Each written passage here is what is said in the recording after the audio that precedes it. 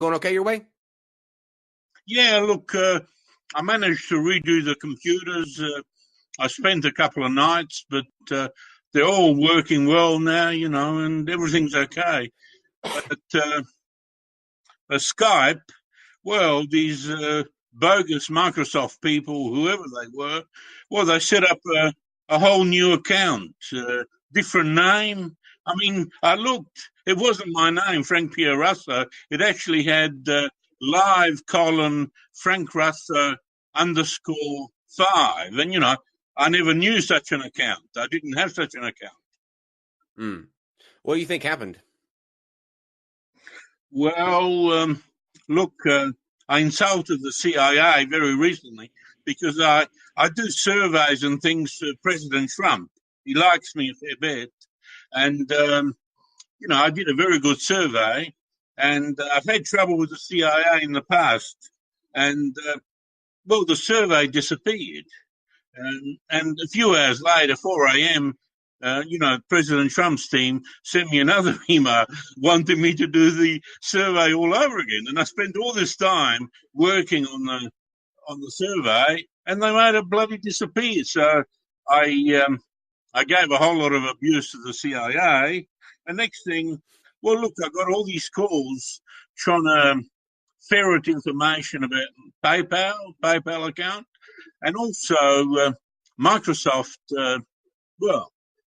They acted as if they were Microsoft. They control passwords, they controlled account numbers, they control everything. But it's not really genuine Microsoft, it's CIA. And they took over one of my computers with another sort of account of mine, another email, and put their own password on there. And just let me turn the sound down a bit. I got an echo here. Sure. Yeah. So, and they put a password on it. So I had to redo the computers. And I've sent a document out because, look, I just don't like the CIA very much, nor MI6, nor any of these spies. I've had a lot of trouble with them. See, in 2002, Dr. Josie Powell, who was my GP, she discovered that I had no heartbeat. Now, I'd known about this through other doctors, but all of a sudden she said, "Frank, you should be dead. How come you're still alive?" And she got all excited. Next thing, she used a bogus psychiatrist and 3 other psychiatrists, and she got me locked up so they could pump me full of experimental drugs. Now, I was fairly friendly with the Democrats. Now, they're not the American Democrats, they're the local ones who have now gone out of circulation, and they managed to put a stop on it.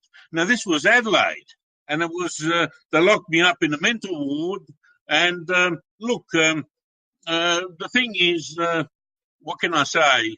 It looked like a United Nations operation because in Adelaide, well, the boss of the ward was a Canadian called Alex.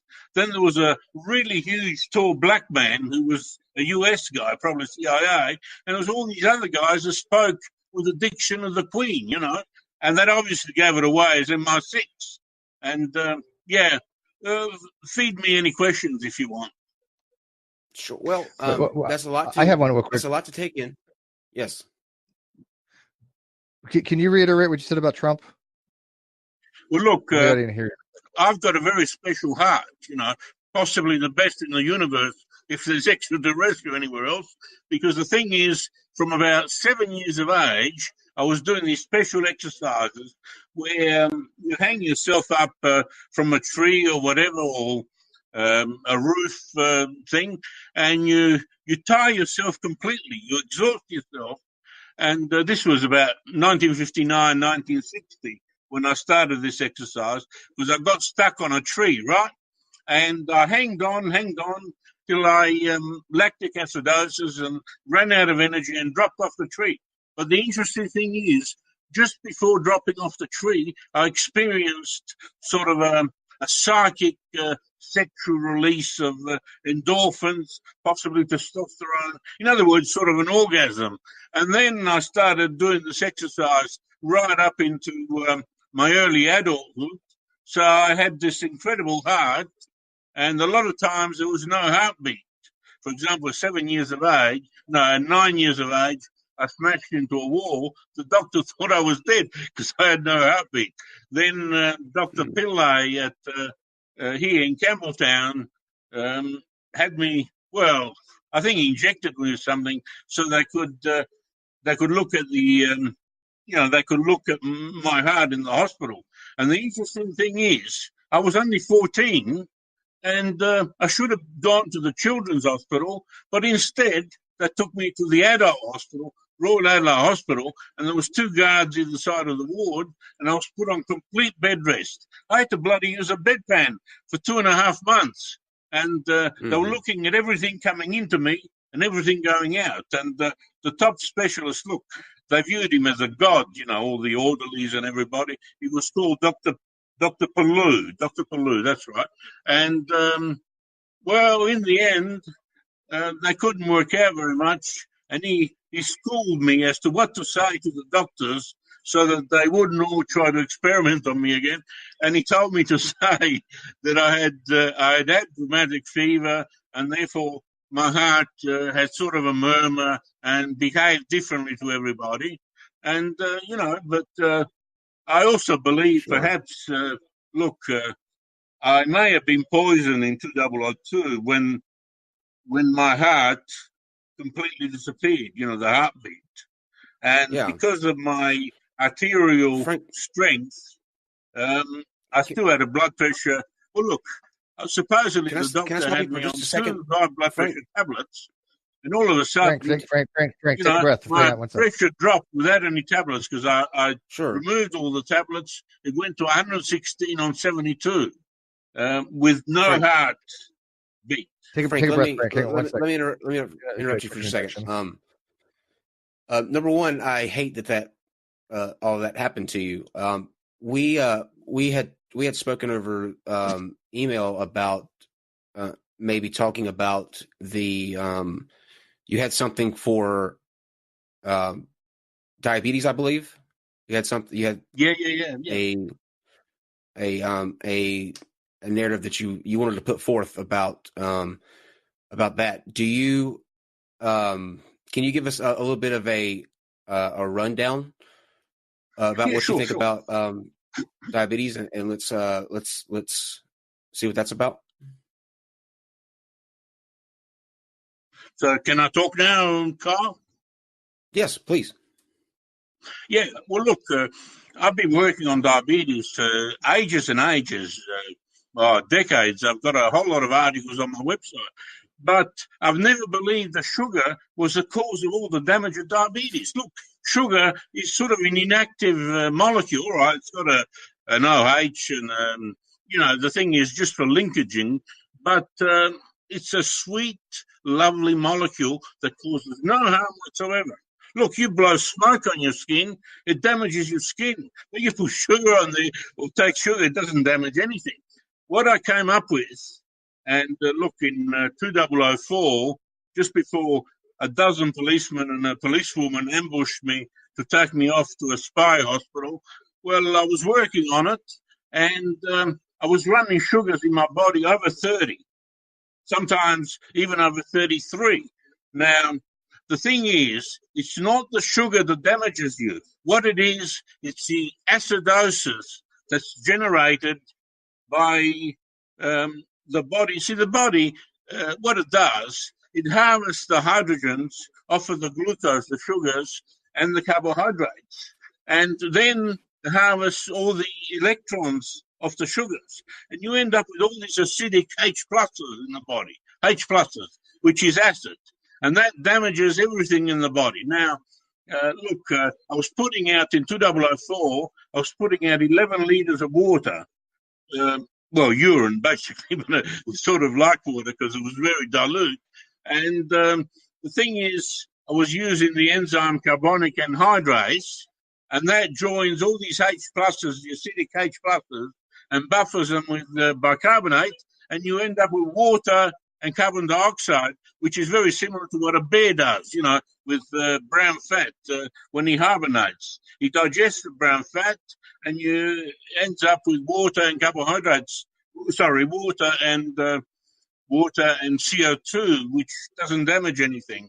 Now, that took me away, but I recently returned to my research, and I believe that it was the acidosis, the acid in the body. So what I came up with was a diet which is unsaturated. And what happens is when you have an unsaturated diet with a lot of vegetables and unsaturated oils and so on, unsaturated diet has a lot of double bonds and multiple bonds. Now, what happens is where there's a double bond or a triple bond or whatever, that means there's a spare electron there. And as this flows through the body, well, it picks up the H pluses, the acidic hydrogen ions. Frank, real quick. Because Frank, let me ask the you H real quick. pluses, they're missing electrons. That's why there's a plus, because of the proton. Yeah. Frank, can you breathe real quick? Let me ask you quick. I mean, your science is right on. I mean, everything you've said is legit. You obviously have studied chemistry. Your understanding of acidosis and Vesper theory is spot on. Is this your field of area of expertise? Because have you had Vesper theory? Yes. Well, I worked for about 13 years at the Institute of Medical and Veterinary Science, and I did all sorts of pathology there, just about every test in the building, in clinical chemistry, that is. And I did do.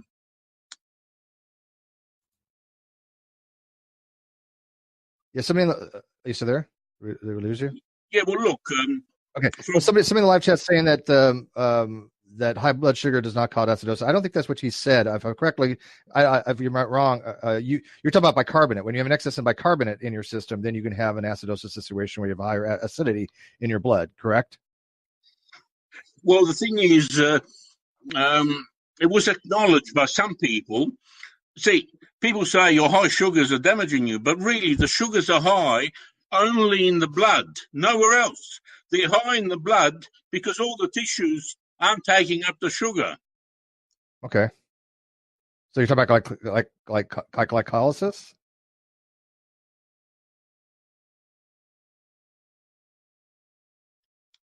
Are we losing me? Yeah, sure. Okay. We keep. Well, I keep breaking out. Well, I was just curious because you're talking about electron configuration, single bonding, double bonding, sigma, pi bonds.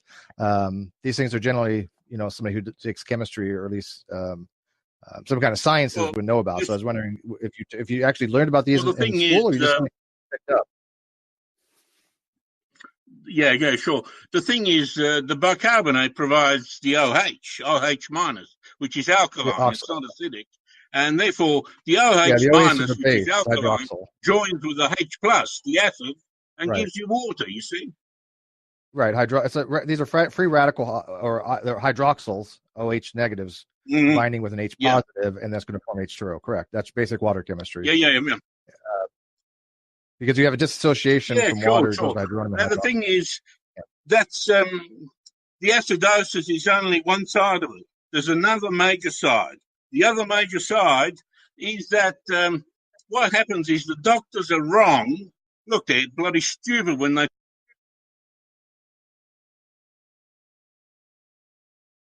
Frank? Did we lose him? I don't know if he has a bad connection. I don't know what happened there. Is just kind of we were going to move. Yeah, we were going to move on from that anyway. So maybe that. I'm not sure, honestly, that the gentleman that I was emailing back and forth about the diabetes thing, it was completely. This has happened before. You don't really. You can't really know until you don't hear. But we wish Frank well. I hope everything works out for you, Frank, and thank you for being a part of the show. Steve said your science was right on, so. Yeah, it seems legit to me. I don't know what he was getting at with it, but diabetic ketoacidosis is when your blood sugar has been, or you don't have enough insulin in your system. It's not breaking down your blood sugars. Right, and your sugar. That's also because you have you have a bicarbonate situation. You have bicarbonate, and that's going to lead to a more acidic condition or a lower pH. Sugar breaks down into ketones, which is if you think about ketone, it's a relative.